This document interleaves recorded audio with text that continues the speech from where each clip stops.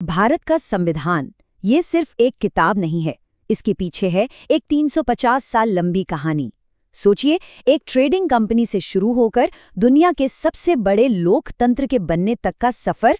चलिए अगले कुछ मिनटों में इस पूरी कहानी को समझते हैं।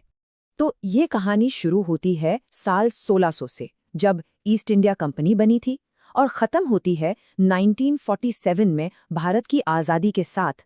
मतलब 300 साल से भी ज़्यादा का वक्त। ये सिर्फ राजाओं या सरकारों के बदलने की कहानी नहीं है, बल्कि ये कहानी है कि कैसे शासन करने का पूरा तरीका ही बदल गया। अब इतने लंबे इतिहास को आसानी से समझने के लिए हमने इसे 5 हिस्सों में तोड़ा है। पहले देखेंगे कि कैसे कंपनी शासक बनी, फिर उस पर कंट्रोल कैसे किया गया, इसके बाद जब सत्ता सीधे क्राउन के हाथ में आई, फिर भारतीयों की भागीदारी कैसे बढ़ी, और आखिर में हम पहुंचेंगे आज़ादी के आखिरी एक्ट तक। तो चलिए शुरू करते हैं पहले हिस्से से, व्यापार से शासन तक। देखिए, जब ईस्ट इंडिया कंपनी भारत आई थी तो उसका इरादा राज करना बिल्कुल नहीं था। उन्हें तो बस मसालों और कीमती सामानों का बिजनेस करना था। शासन करने का तो ख्याल भी किसी के दिमाग में नहीं था। लेकिन फिर आया साल 1764 और बक्सर की लड़ाई। ये एक टर्निंग पॉइंट था। इस एक लड़ाई ने सब कुछ बदल दिया। कंपनी, जो अब तक सिर्फ व्यापारी थी, रातों रात बंगाल की असली शासक बन गई। अब वो सिर्फ एक कंपनी नहीं थी, एक पॉलिटिकल पावर थी। और बस यहीं से लंदन में बैठे लोगों की नींद उड़ी। उन्हें समझ आ गया कि अपनी ही बनाई इस ताकत को काबू में करना ही पड़ेगा। तो अब आता है दूसरा हिस्सा, कंपनी राज पर कंट्रोल। कहानी अब उस मोड़ पर है जहां ब्रिटिश पार्लियामेंट अपनी ही बनाई एक जरूरत से ज्यादा ताकतवर और अमीर कंपनी पर लगाम कसने की कोशिश कर रही है। कह सकते हैं कि ये इतिहास की पहली बड़ी गवर्नमेंट वर्सेस कॉरपोरेशन की लड़ाई। और इसकी पहली कोशिश थी 1773 का रेगुलेटिंग एक्ट। देखिए, इस एक्ट ने किया क्या? इसने बंगाल के गवर्नर का पद बढ़ाकर गवर्नर जनरल कर दिया। इससे बॉम्बे और मद्रास की प्रेसिडेंसी भी उसके अंडर आ गई। मतलब पावर को एक जगह इकट्ठा किया जा रहा था, सेंट्रलाइजेशन, ताकि फैसले लेने में कोई कंफ्यूजन ना हो। फिर 1784 में आया पिट्स इंडिया एक्ट, और इसने एक बड़ा ही स्मार्ट सिस्टम बनाया। इसने कंपनी के काम को 2 हिस्सों में बांट दिया, कमर्शियल और पॉलिटिकल। मतलब व्यापार तो कंपनी के डायरेक्टर ही देखेंगे, लेकिन पॉलिटिकल मामलों के लिए ब्रिटिश सरकार ने अपना एक बोर्ड ऑफ कंट्रोल बना दिया। ये ऐसा था जैसे आपके 2 बॉस हों, एक कंपनी का और एक सीधा सरकार का। यहीं से भारत पर ब्रिटिश सरकार का इनडायरेक्ट कंट्रोल शुरू हो गया। और ये दखलंदाजी सिर्फ पॉलिटिक्स तक नहीं रुकी। 1813 का चार्टर एक्ट, ये बहुत इंटरेस्टिंग है। इस एक्ट ने कंपनी को आदेश दिया कि वो हर साल 1 लाख रुपए भारतीय शिक्षा पर खर्च करे। अब हो सकता है 1 लाख आज बहुत बड़ी रकम ना लगे, लेकिन ये एक सिंबॉलिक कदम था। ये दिखा रहा था कि ब्रिटिश पार्लियामेंट अब भारत को सिर्फ एक पैसे कमाने की मशीन नहीं समझ रही थी, बल्कि अब वो यहाँ अपनी कुछ सोशल रिस्पॉन्सिबिलिटी भी मानने लगी थी। फिर आया 1833 का चार्टर एक्ट। इसने तो कंपनी का पूरा कैरेक्टर ही बदल दिया। उसके सारे कमर्शियल काम बंद, व्यापार करने के सारे अधिकार छीन लिए गए। अब वो ऑफिशियली एक ट्रेडिंग कंपनी नहीं, बल्कि ब्रिटिश क्राउन की तरफ से भारत पर राज करने वाली एक एडमिनिस्ट्रेटिव बॉडी बन गई थी। और इसी बड़े बदलाव को दिखाने के लिए बंगाल के गवर्नर जनरल का टाइटल बदलकर भारत का गवर्नर जनरल कर दिया गया। और अब कहानी में आता है एक जबरदस्त मोड़, साल 1857 का विद्रोह।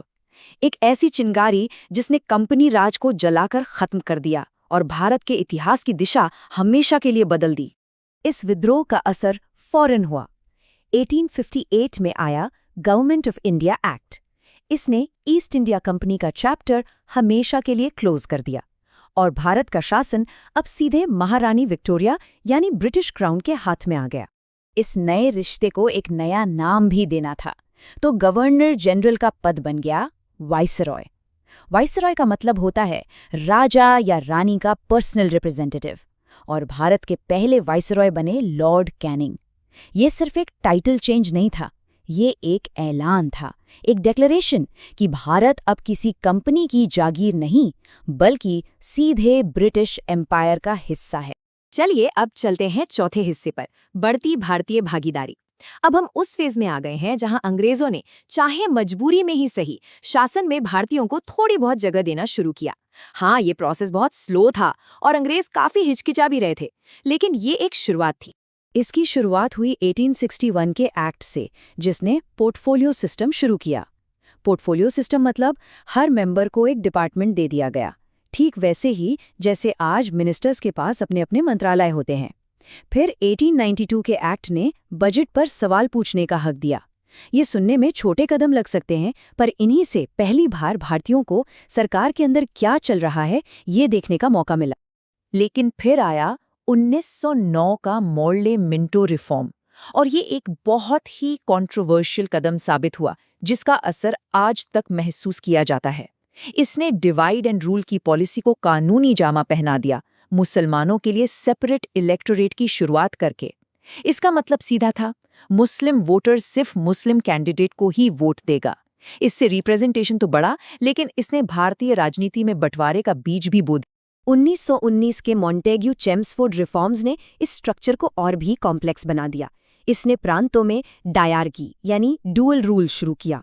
एक काफी कंफ्यूजिंग सिस्टम था, जहां कुछ कम जरूरी विभाग भारतीय मंत्रियों को मिले और सारी जरूरी विभाग अंग्रेजों ने अपने पास रखे। सेंटर में आज की लोकसभा राज्यसभा की तरह 2 हाउस वाला सिस्टम बनाया गया।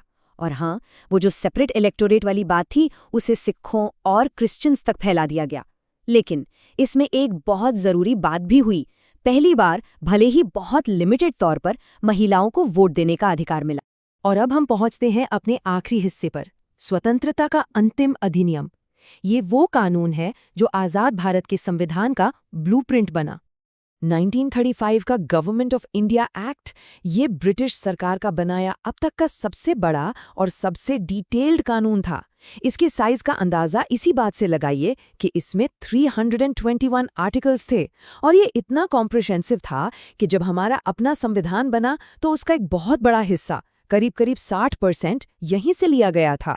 सही मायनों में इसी एक्ट ने मॉडर्न इंडिया की नींव रखी।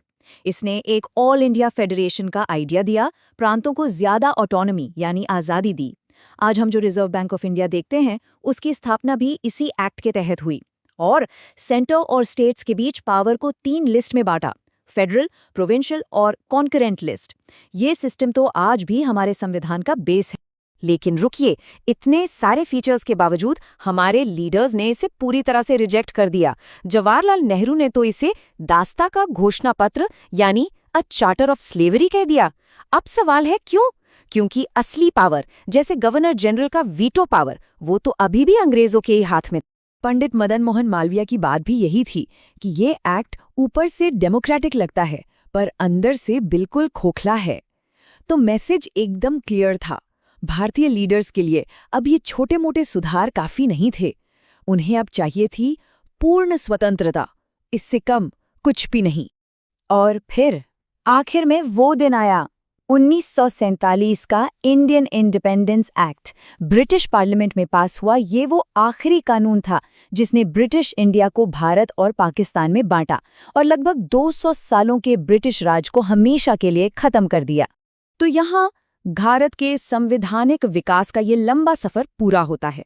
लेकिन एक बात है, इतिहास कभी खत्म नहीं होता, वो हमारे आज में जिंदा रहता है। तो सोचने वाली बात यह है कि इन कॉलोनियल कानूनों से हमें जो विरासत में मिला है, चाहे वो एडमिनिस्ट्रेटिव स्ट्रक्चर हो या फिर समाज में पैदा हुए बंटवारे, वो आज के भारत की राजनीति और हमारे समाज पर किस तरह अपना असर डाल रहे हैं।